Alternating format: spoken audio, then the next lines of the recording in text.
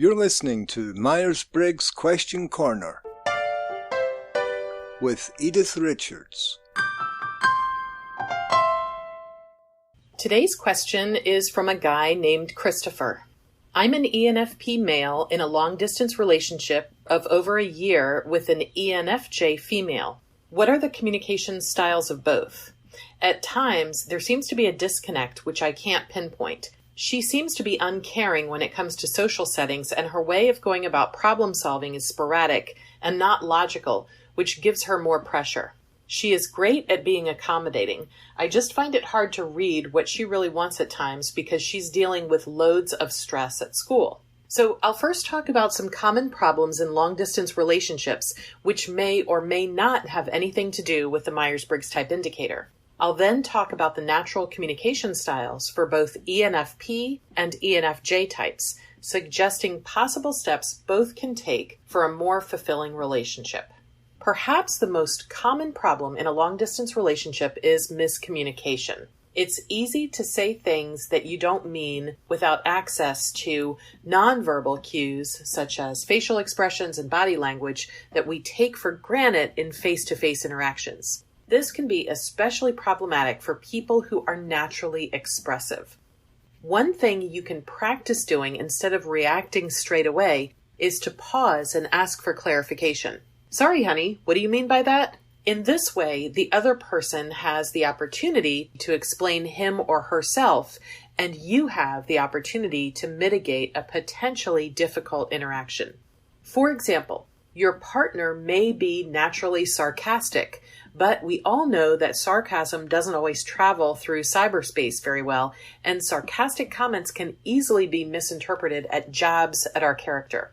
The more time you spend on your relationship, the more you'll understand your partner's communication style, so try to have patience. There will be periods of time when you'll talk a few times a day, and others where it may seem like you have nothing to talk about. This doesn't necessarily mean that there are problem areas for the two of you. The key to any relationship, but especially long-distance ones, is problem solving as a team, being patient, and being open about what you need. Now, without understanding the specifics of what's going on with this ENFP and ENFJ couple, I'm going to mention some general instances where they will communicate well and possible instances where they may miscommunicate. So let's start with the positive. An ENFP and ENFJ couple can complement each other very well. They're both visionaries who want to change the world for the better. They're probably both romantics, and surely they both love people and love to talk. They can also excel in areas where their partner is lacking. For example, Christopher's ENFJ will be proactive in tasks involving organization, paying bills, and making lists, while ENFP Christopher will be great at getting his partner to go on new and exciting adventures and coming up with out-of-the-box ideas. Moving on to potential problem areas. There are 3 that I can think of off the top of my head. First is a difference between extroverted and introverted feeling. Second is related to the JP dichotomy and different needs for control and closure, as well as how they both perceive the world differently. Third is related to the extroverted energy of both. So let's start with the feeling dichotomy. Even though both types prefer feeling over thinking, they use it in different ways. Extroverted feeling is dominant for ENFJs, while introverted feeling is auxiliary or secondary for ENFPs. ENFJs use extroverted feeling, which focuses on making harmonious decisions in the external world. Because extroverted feelers are focused on group values and feelings rather than individual feelings, their own emotions are strongly influenced by the atmosphere and other people's emotions. ENFPs use introverted feeling, which is all about their own internal harmony and personal values. ENFP Christopher likely only shares his true feelings with a select group of people. For example, if Christopher sees someone smoking marijuana, he may ask himself how he feels about that. Is it moral? Does it feel right? It's an internal conversation. For someone who uses extroverted feeling, like an ENFJ, it's a different story. ENFJs will focus outwardly, getting cues from society, ethics, and other people to see how smoking marijuana will impact others on a more global scale. It's not so much about their own personal viewpoints on marijuana, but what is right for society and how it impacts other people. This difference could be an issue if Christopher's personal views are being violated, and if his partner goes outside of her comfort zone to please him, neglecting her own needs. Along these lines, ENFJs are precise in their language, and as a result, may come across as opinionated. They have very clear expectations, and they don't hesitate to share these with others. ENFPs, on the other hand, are naturally more spontaneous with their language, and as a result may appear to be less opinionated. In fact, they may be just as opinionated as their ENFJ partner, but they want others to respect their opinions, so they reciprocate by respecting the opinions of others. Extroverted feeling in introverted feeling's eyes can come across as making itself a victim. The second potential problem area is that they each may be puzzled by the motivations of each other, specifically the difference in need for control and closure. And this is related to the JP, or judging and perceiving dichotomy. ENFPs usually go about their days in bursts of interaction due to their dominant function of extroverted intuition. So think about it. ENFP Christopher is, literally or figuratively, moving from one place to another in rapid succession and then getting tired. Most ENFPs are prone to procrastination and lack of structure, and this may frustrate his ENFJ girlfriend, who prefers to do things with less rush and more preparation. ENFJs tend to be headstrong and opinionated and may appear to be controlling. Even though in theory they both balance each other out, if there's a lack of communication, Christopher might feel stifled by his ENFJ girlfriend due to her need for control. Why is she so worried about boring stuff like getting a perfect score on her math test when math isn't even her college major?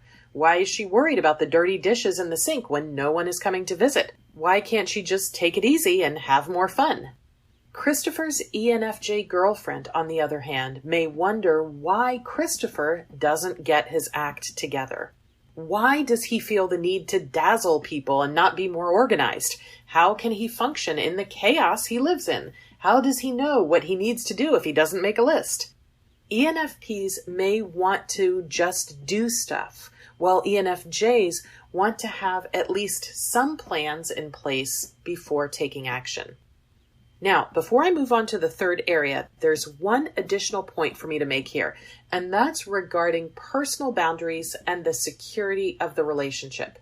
ENFPs, like Christopher, are naturally friendly and perhaps flirtatious people. They may not even realize how flirty they're being, especially younger ENFPs. Other types may look at this and worry about wandering eyes. It's important for ENFPs to be aware of this tendency. Even though you don't mean to, others may see you as a huge flirt. If your ENFJ partner mentions this, take her seriously and offer her reassurance. Breaking the trust of an ENFJ will likely mean the end of the relationship. The third potential problem area is the potential for burnout. Because both are extroverts, they may have a long list of social engagements and people they want to connect with, and as a result, may not make as much time for themselves. Christopher's ENFJ partner may be at risk for burnout if she neglects her own needs, only focusing on the needs of others. And combine that with the stress of school, it's easy to see where she could be overwhelmed and exhausted. However, as an ENFJ, she will likely do everything in her power to make Christopher happy. He just has to find a way to express his needs in a way she can understand. Like his girlfriend, Christopher is surely putting everything into his relationship. especially in the beginning when things are all energy and excitement and rainbows. As time moves on, if ENFP Christopher keeps up with this pace, he too will find himself exhausted. Here are some tips that both ENFPs and ENFJs can use to have a mutually satisfying relationship.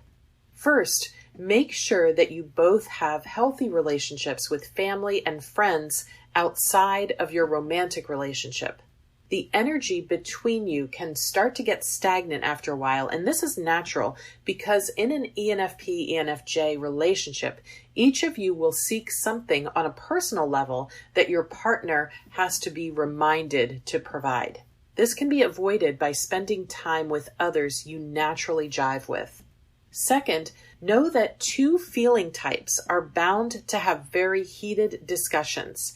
And if a relationship isn't functioning well, this can be draining and upsetting to both parties.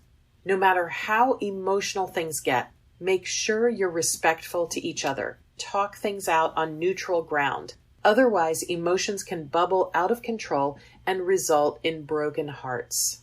ENFJs, lighten up and make your needs very clear to your ENFP. Hold your ENFP accountable, and by all means, give your ENFP lots of physical affection. ENFPs, get yourself together and spoil your ENFJ in a way he or she wants to be spoiled. Also, you're great at initiating things. Keep doing that. In sum, even though they are only one letter different, ENFPs and ENFJs are very different in how they perceive the world and how they go about making decisions about it. At the end of the day, however, they end up concluding similar things. This can be loads of fun, but it requires both to be firmly independent before the start of a relationship. Christopher, thank you so much for writing in with your question. Thanks for listening to this episode. If you'd like to hear more, or you'd like to submit a question yourself, then you can find us at www.atopcareer.com. Until next time. MBTI and Myers-Briggs are registered trademarks of the MBTI Trust.